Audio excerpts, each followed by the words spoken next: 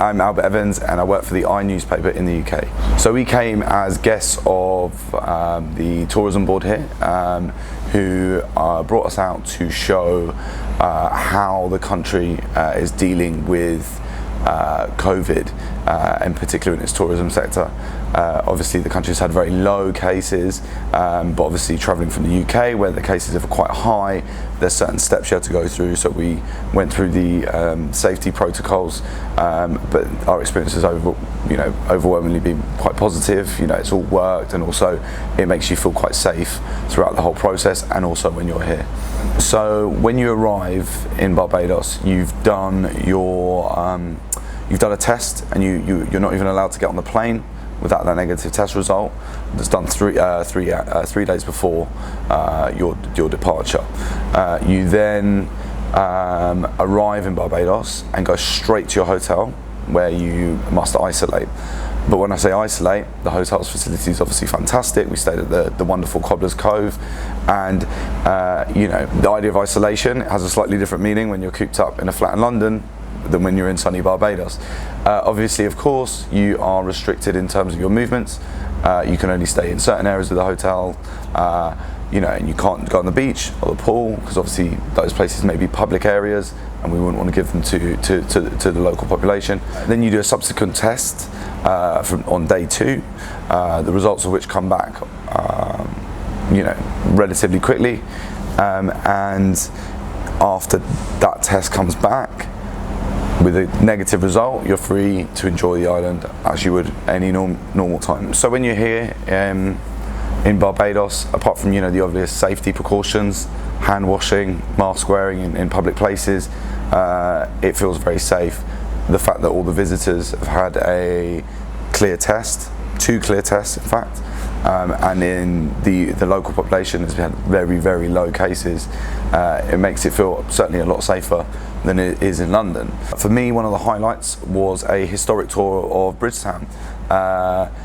Just the history of the island has been absolutely fascinating. So many connections to certainly the UK and other parts of the world. And to learn about the history and the highs and the lows of that history was really, really fascinating. It gave me a really good starting point to then explore the island and take in other things with that context there to understand it. Definitely touring around some of the local rum shops was a highlight for me. They're really great local spots, where you can meet a lot of the very friendly locals and have a beer, and some of these settings these places are in are absolutely stunning, and the views here are just incredible. So it's a great place to sit back and enjoy a beer and look out. There's a big culture of hiring a boat, taking it out on the sea, having some drinks and doing some great fun water sports. We got to use a sea bob, I think it was called, and do something called power surfing, which was pretty fun. And it's been you go out and you spend the whole day, and quite often they're at sunset, so you get a beautiful sunset, you eat on the boat. That was really, really special. And I mean, the waters here are picture postcard, crystal clear blue waters, and they are really quite something, and it's very different from any experience you could really have in many other bits of the world. So we stayed in Cobblers Cove. It's a magnificent kind of boutique style hotel on the west coast. So you've got this absolutely incredible building, really tasteful decor, with a lot of local influence, which is really nice. You're not coming to some kind of like European style place. It really is of its place, and it's absolutely wonderful. And a lot of that design, you can see it really influenced on other parts of the island, in people's houses and what have you.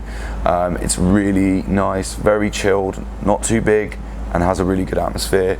The staff are absolutely fantastic, and the food was just out of this world. By far the best meals that we ate were at the hotel. They were really something else. And so, and definitely good local stuff, local produce. I know they make a lot of effort to source things locally, and obviously that's quite hard on a small island like Barbados. So yeah, really fantastic food. The environment is on a stunning bit of beach. You've got a great pool, and also it has enough space to accommodate you when you're isolating. So I thought that was really, it was a perfect spot. I had a 1 bed, and it was, a decent sized flat for most of us in the UK certainly. lovely veranda that you can sit out and enjoy a, rum and coke in the evenings, and definitely that first day in isolation, felt fine, because you're staying in a really amazing location, and the foliage and stuff, you feel like you're in the place. You don't feel like you're locked in a hotel room.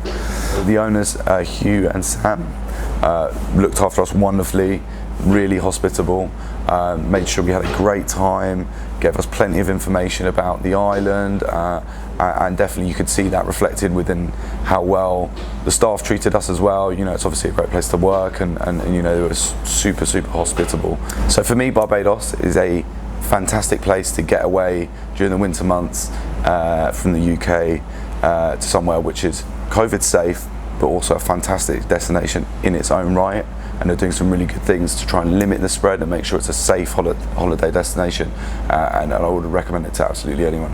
If you want a nice stay in Barbados, come to Cobblers Cove Hotel. It's wonderful here.